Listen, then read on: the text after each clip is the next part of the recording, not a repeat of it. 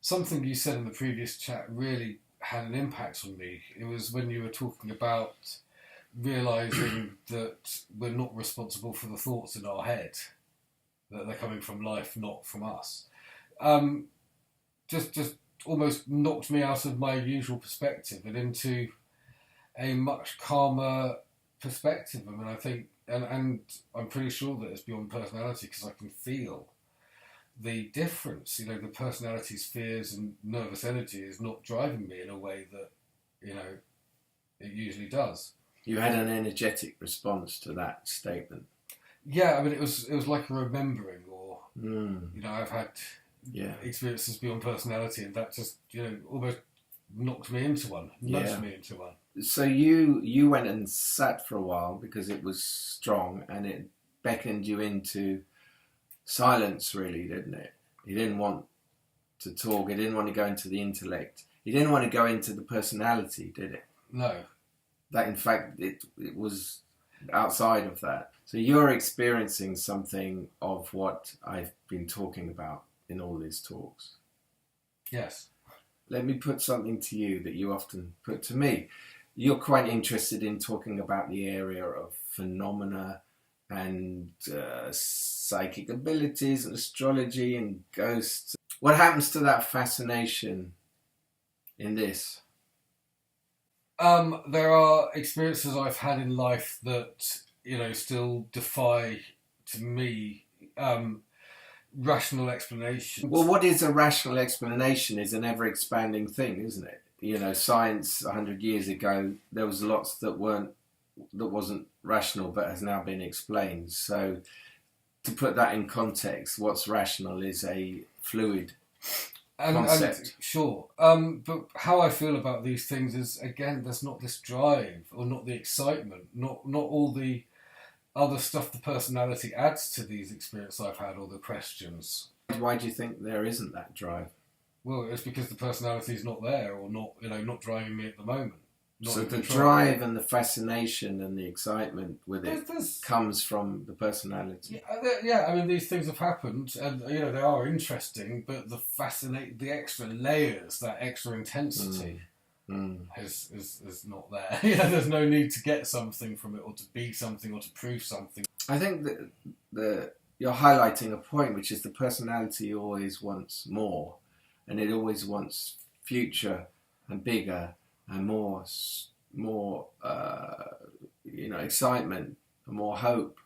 That line, that demarcation line between, what we know and what we don't know, what then turns into paranormal, is an area that then the personality likes, because it's an area of fascination, of excitement. But in this, that fascination there's no yearning for that, there's no need for it. So whether ghosts exist or not, or UFOs or whatever, is like absolutely secondary. There's no hook into it. There's no need for it either way. Things are discovered. Things that were once theory now are proved scientifically. So this is all wonderful stuff, and it's amazing, and life is evolving, and humankind is evolving. It's like, so what? That's what's happening. There's no more fascination with that than there is with this, what is happening now. There's no more wonder in a ghost appearing, for me, than there, or not appearing, than there is in my hand being able to do this. So do you believe in ghosts? No, I don't believe in anything. Why would you need to believe in anything? The only reason I said that, when you said, there's no more wonder in a ghost appearing, it sounded like you had it in the realms of possibility that ghosts might appear. Well, we're getting into the area of belief, aren't we, and what belief is. And belief is a cornerstone of the personality. The personality loves belief because it makes it feel safe. The kind of opening you've just had was started by me saying, you can't, in this, there's no ownership of your thoughts. So in the same way, if you take away your beliefs, you're kind of left naked without the personality. So beliefs are very much part of the personality's armory of what makes it and keeps it feeling safe. So I'm raising the suggestion, what happens if you don't have beliefs? So, for example, in the area of ghosts, seeing as you brought it up, you can have an agenda either way. You can have an agenda, a very scientific agenda, saying ghosts are unscientific, it's impossible. And that would be an agenda in itself. You could have an agenda that needs to believe in the afterlife or the presence of life after death and ghosts and all that. And what if, you don't have ownership of thoughts, you don't have beliefs, you don't have a need, an agenda to go either way. And then there is just this choice, this awareness that watches. So at one point, it's possible that choice, this awareness may fall on an experience that one would call paranormal. So then that's part of your experience. That's not a belief. One can say then there's been the experience in this system of something that people call paranormal.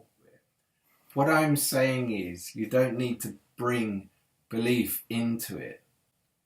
Just experience what you experience and be aware of it. There are many shows, aren't there, about the paranormal and ghost hunting, and what's that all about? I mean, there's an excitement, there's a fascination, there's a fear, and it's almost like going on a ghost funfair ride and getting a thrill seeking. It's thrill seeking, isn't it? I'm very uninterested in these sort of subjects because they take you away from this moment. Escape from this moment holds no interest to me at all. In fact, it bores me. It doesn't matter what it's about. I find it very boring. I've experienced UFOs, but to talk about it now kind of is not very interesting to me because it's just an experience that I had. And what relevance does it have to this happening now, that what's arising between us? Okay, we can go into our minds. I can relate the incident. We can look at what maybe it was, what it wasn't, etc. But for me, I suppose what interests me is what points to the great mystery. So I could talk about it in terms of that. It's a mystery, we don't know. I mean, it happens with me quite a bit. I'll call someone and I'll say, "Oh, I was just thinking of you." But so what? What do you want it to mean? Isn't the wonder of it enough? Will it feel more safe if there's some theory that explains and connects everything? If we're connected in that way, then that's a good thing, maybe. What we're talking about is the personality trying to gain control through knowledge of, if I understand everything, then I will feel safer. And I guess what I'm saying is, we can't understand everything. It's impossible. And so this brings me back to what we touched on in the last talk about knowing and unknowing. This is the unknowing. In this moment, there's this unknowing, and one is open in that, and one is just here in that. For me, in that is enough. Once again, in these talks, I can see what happens is that I'm undercutting the appearance and the objectives of your personality and what it's trying to do and hang on to. I mean, when you talk about the future, or when you talk about ghosts or these sort of things, if I'm in any way feeding your personality, that's not what my job is. You can look at almost anything else on the internet or TV, and your personality will be fed. There are a few places where your personality will be tripped up, and that's what I'm here to do.